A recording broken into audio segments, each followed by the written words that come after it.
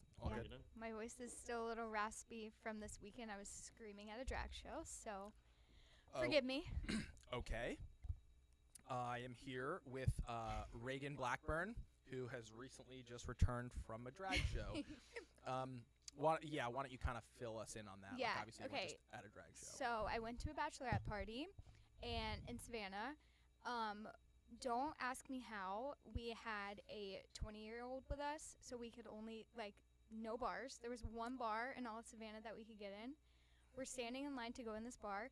Some girl walks up to us. She's like, "Do you have tickets to the show?" We're like, "What show?" We're like, we're going into the bar. We're not going to a show. Turns out we were going into a bar that was also having a drag show that night. And I had never been, but it was the best time I've ever had. That's all. They usually get high praise. It's Yeah. always very entertaining. I mean, the element itself is always just, it's the engagement, right? They're there. They're supposed to be engaging with the crowd. They're supposed to be riling it up. Like, that's the point. And, yeah, I've literally never heard of someone say, I went to a drag show. It was the worst decision ever. It's always, right, it's always the latter. It's always like, it was incredible. We had no clue what we were getting ourselves into. Yeah, so 10 out of 10. 10 out of 10 would recommend drag show in Savannah. Savannah actually is a great staycation weekend getaway for us. It's only about 2 hours away here. Mm-hmm. Yeah, so us being in Jacksonville, St. Augustine area, North Florida, it's really only about 2 or so hours away. Yeah, it's the best. So Reagan is actually our director of marketing here at the DJ&Lindsey team, and we have worked together now. I mean, we're going to be going on 2 years. Yeah. We joined at the same time. I think I was really only, what did we say? It was like maybe a month, 2 months before you had started. I think you were a little bit before me. I think you were January. Yeah. I was like May. Okay. So it doesn't feel like it was that much of a gap. Right. Because it doesn't. Yeah, we were in the Lion's Den pretty much from day one. But yes, we started. We were both out of St. Augustine. St. Augustine office is high energy, and everyone's kind of just like, it's a bullpen. I mean, it's really, it's not like what we have here. Compact. Yeah, it's compact. I love that. Compact. They're working on it. They're building new stuff down there. But yeah, it was I was like just pre-COVID. You were like just right after that initial threshold. Right. And we're tasked with marketing and creating marketing for the DJ&Lindsey team, which at the time, I think we had like maybe 35 or 40 agents across the 2 offices. And now we have like 80 over 3. Yeah, it's crazy. But we were in this weird situation where we had to find out how do we say our business is booming while the rest of the world is burning and not look like we're assholes. So now let's start. You started in social media. Where did you came from? Because I remember I vaguely know legal, little e-commerce background. Hit me with that. Yeah. So my first official social media role was an internship at a law firm in Jacksonville. Okay. Internship at a law firm in Jacksonville. That was while I was still in college. After I graduated, I took a full-time position for a jewelry company, a wholesale jewelry company that is headquartered in Jacksonville. Did social media, some sales, which I hated, some sales, and a lot of traveling. So as you can imagine, when COVID started, the traveling stopped, and that was kind of like we were in the season where traveling for that business was like make or break. Oh, wow. So it was like break. So break. Yeah. So it was not late. I forget what they call it. You're like laid off. Laid off. It's basically just kind of like, hey, there's no position for you here now. No, but where they bring you back. Furloughed. I was furloughed. And it was just taking forever, and I was 2 months of at home doing nothing. I thought it would be great, but it was actually horrible. So I started looking for other positions, and strangely enough, I find DJ&Lindsey through a Facebook ad looking for a social media person. So yeah, because when I started, they were like, hey, we need you to do this, and this. And I'm like, okay. Right. Knowing it's not going to happen. I'm like, it's just not going to happen. I'm shooting all the homes. They want me to make video content, post are just sold, do all this stuff. I'm like, at this point, I'm working 36 hours a day. And it's crazy stuff's to not me good, that, I was thinking when I started, because now we have like a team of photographers, you were the person taking listing photos. Like, that's crazy to me. And people still refer to me. I mean, we literally have a team now where we have our head photographer is lights out. DJ and I talk about JoJo all the time. She's just like absolute dynamo. Her and Kelsey have just completely exploded our listing department. Yeah. They roped Matt in, who now is our video producer and is doing an awesome job. It's crazy to think that people will come up to me like, hey, so for my listing, I'm like, never heard of it. No clue. Right. And literally, there's not happening and they'll come up to me and I'm like, all right, we need this paradigm shift where I'm like, this is the person you're going to talk to now. Her name is JoJo. She has been here for over a year now. Yeah. What is happening? She is your point of reference, not me. It's crazy. So, because really, I mean, especially now, it's just like go, right? Like, we're always just like, hey, I need this done yesterday. Right. So we're always trying our best to not play catch up because we're trying to be proactive. But there's always going to be that catch up element because we have that. But yeah, it's pretty crazy to think that I was shooting homes and doing all that stuff too. And I miss it. I mean, I liked the seeing new homes, seeing this, like, oh, wow, that looks really good. Wow, that's done terribly. Why would you paint your bathroom lime green? Right. Like, things like that. Don't miss it because it's so nice now. I knew that it would go this way, but when I started at DJ&Lindsey, I was just like by myself, and I had you. But like you said, you were busy, and the change of working by yourself to working with the team, it just like really lifts you up and makes you feel so much more confident in your position, because like my strengths, some things aren't my strengths, clearly.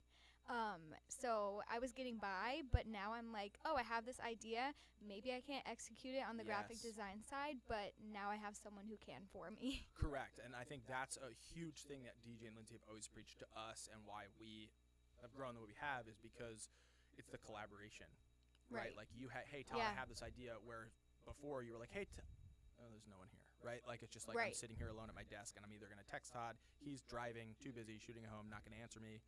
Right, so it's now like, I have this great idea for this, I have a great idea for a reel, or it's that collaboration where you can just pick your head up and shout an idea, and someone has.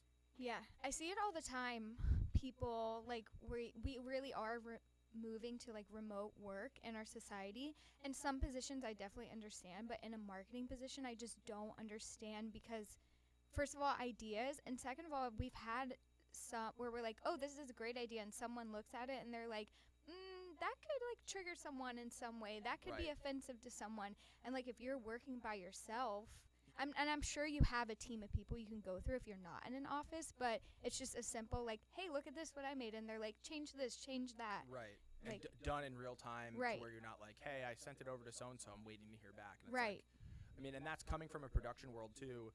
That's what I pride myself on, is wearing so many hats, where in production it's like, okay, I'm in charge of that outlet, and if it doesn't involve that outlet, I'm just like leaning up against this pole for 6 hours. And it's like, it's a great job for somebody, but for someone like myself, OCD, crazy ADHD, this, and I'm like, I have to just go, move, because, standing around and being complacent, that's really what drives me nuts. Yeah, for sure. Especially, I think I was a little bit complacent in my younger years, because I think it made my hair fall out.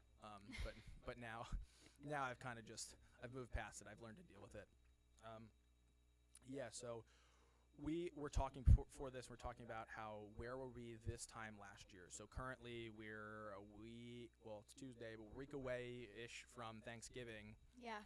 This time last year, same studio, and Christmas was just being put in the studio this week, which we'll be doing after this. This will be our last podcast before our Christmas set rolls in. Exciting. Right, so we're super stoked about that. We love Christmas. But let's see if we can try and reflect on, and I'm kind of putting us on the spot here, like, what were some things that we were doing last year in your eyes that you were kind of like, that was weird? Super staged videos, like staged and scripted. And there's a time and a place, but we were doing a lot of them. And I think over the year we've learned that some of your best content and posts are going to be ones that you kind of do on the fly.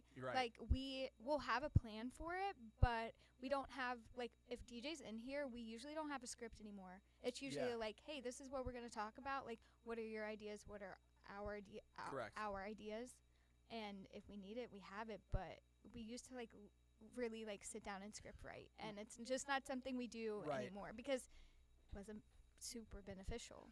Yeah, I mean, we thought that was going to be the route, and with them being so busy, him coming in here with thinking about 12 million other things that are just as important that make the business run, he needed guidance, and it wasn't necessarily a script. It's like, hey, just refocus, take 3 seconds. This is what we're talking about. This is where your headspace needs to be, because it's in there, right? I'm not going to tell you what your thought is. It's your thought. That's why you are you, and that's why you built this empire. And I think we've learned how to channel that. And it's even, I say it all the time, everybody wants to be an on-camera celebrity until the red light turns on the camera, and they just go 100%. Right? And they freeze up. And everybody's like, I sit around on the couch I should have a podcast. I could talk about this. I'm like, can you? But there's a reason why sports, for the most part, other than Joe Buck, their sportscasters are retired athletes of the sport. They're relating to what's happening on the field. They're telling you exactly things that do happen versus just that keyboard warrior that's just kind of I could do that better. Could you? Could you throw the ball further than Aaron Rodgers? Could you? Right. He's a there's all these things that people just think they can do. Marketing being one of them. It's the thing that drives me just absolutely insane. Just because you post on Instagram doesn't make you qualified for a social media position. My goodness, does it not? Yeah, I mean, and especially we're in this industry where we have all these self-starters, entrepreneurs who are doing their own marketing because that's what people tell them, oh, you got to get on Instagram. I would love to see the data, we kind of have a little bit of our own, of people who are scrolling on Instagram are buying this house from this person. Right. It's not the move. No. And we're even transitioning away from that. It's not necessarily not being involved in real estate. It's, that's just not where the consumer is. The consumer's going down the channel and the outlet of where they know they're going to get that from. You don't walk into Walmart and you're like, where's your Gucci and Tiffany's section? You're going to Zillow, you're going to Realtor, you're going down whatever the channel is to find what it is. You're not just oh, wow, I was scrolling through Reels on Instagram watching dance moves, and then I just happened to see this house tour, and then we bought it. It's not It's happening. Our job, so our agents have their purpose of giving their people they're working with, their clients, potential homes, and then I see our job as telling people why we love the areas that we're in. Absolutely. Why, through our social media, I think we are building a lifestyle brand, and that through our social media, we're not selling you a home. We're selling you Jacksonville. We're selling you St. Augustine. We're selling you Jupiter, wherever we are. Right, 100%. I think you're totally right because we're selling, and then the other half of the time we're celebrating the agent, the new home buyer, the new seller, whatever it is, because that is how we move the needle essentially. But you're right, we're just saying Jacksonville is a place that anyone can thrive here in any market, industry, whatever your interests are. It's here. Some people just need to be shown that, and some people are just already moving here, whether it's, so we have a huge military influence here, right? We have NAS Jax. I think Mayport is also a pretty big station up there. So we already have that. Then we have now post-COVID and being kind of North Florida, we have this change of season up here a lot more than you see south of kind of Lake Okeechobee. Some of our trees have colors on them this year.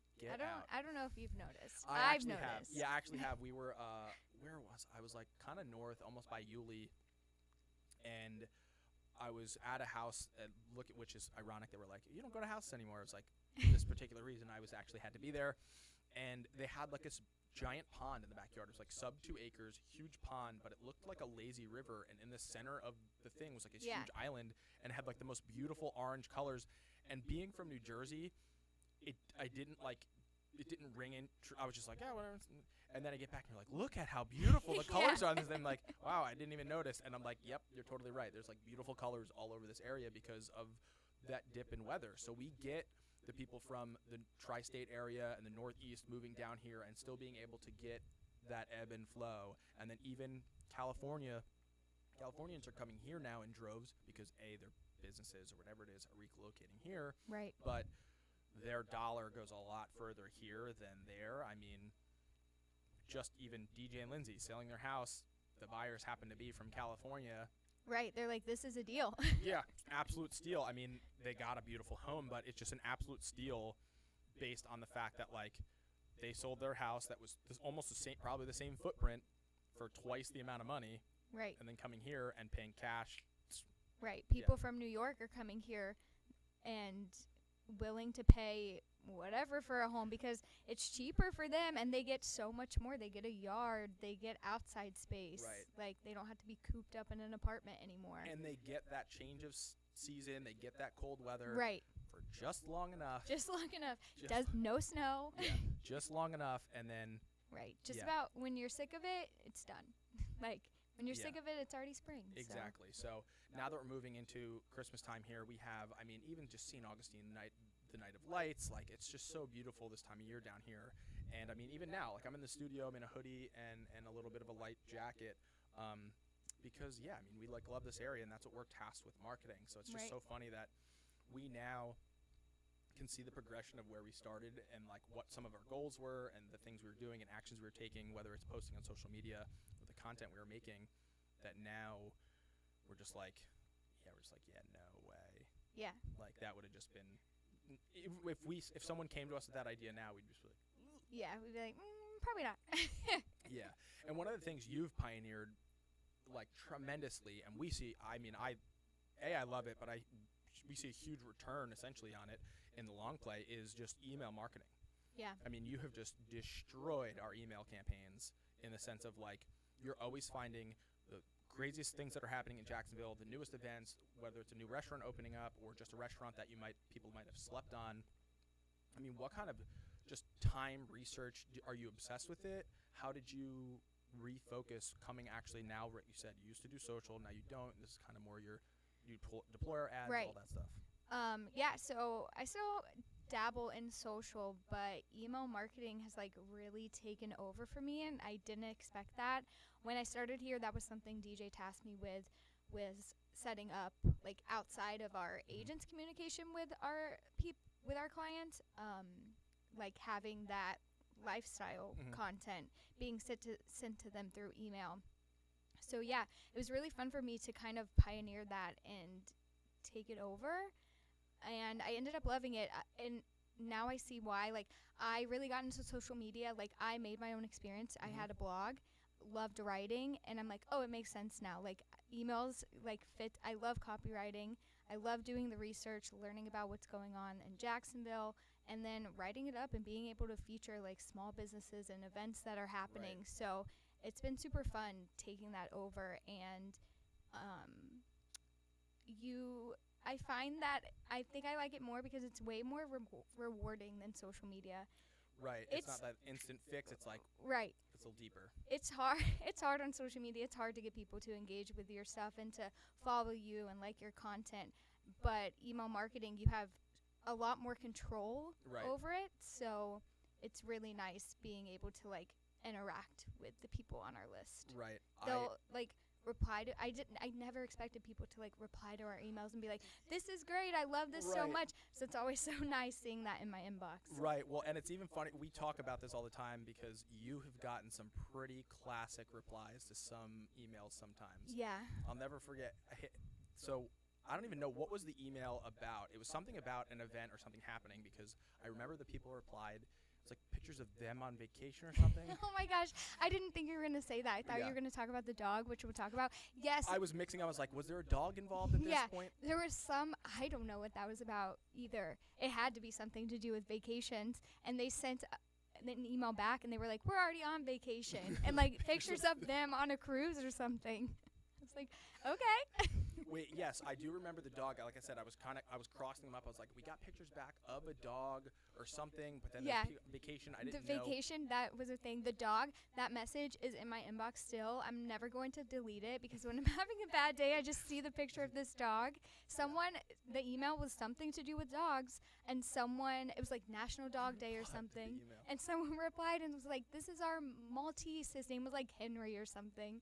And they were like, he just got groomed. I was like, this is the the cutest thing This ever. is amazing. Yeah. This is amazing. So maybe is that why email is rewarding? Is you just never know what's going to get kicked back. Right. Sometimes it's not nice, but we Right. won't get into that. Yeah. Well, I mean, for the most part, I mean, and you do a great job with always trying to get that, essentially the open rate up Yeah. by grooming that list, saying if people do the unsubscription button or even just a poor response, we're like, okay, maybe this person it's maybe not even a good fit down the road. Let's do Right. something else for them that maybe is more of a passive marketing, right? So whereas like an email or Facebook or any of that is like direct active marketing, maybe it's something passive like we send them a specific holiday one only or whatever Right. the situation is, like, hey, celebrating our veterans today, to where if you do respond to it, not that I don't want to say like you're the asshole, but like Right. kind of, it's just like a, Yeah, hey, I know just what hey, you mean. we're remembering this on this day, whatever the situation is.